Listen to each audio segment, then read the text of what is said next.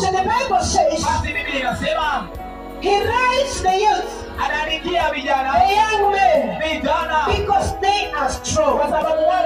He raised the young men because they know the word of God, and this word lives in them. That's where we had stopped and we were saying, do we know this word?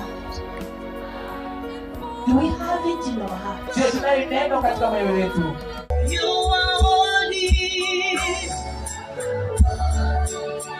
holy. You are holy, holy.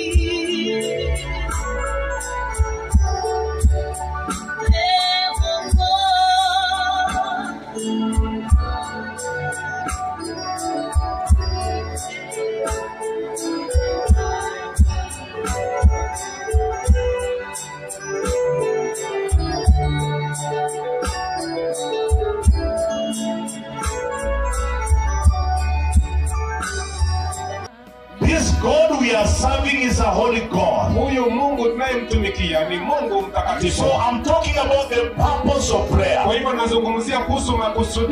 main purpose of prayer is worship. Worship Him.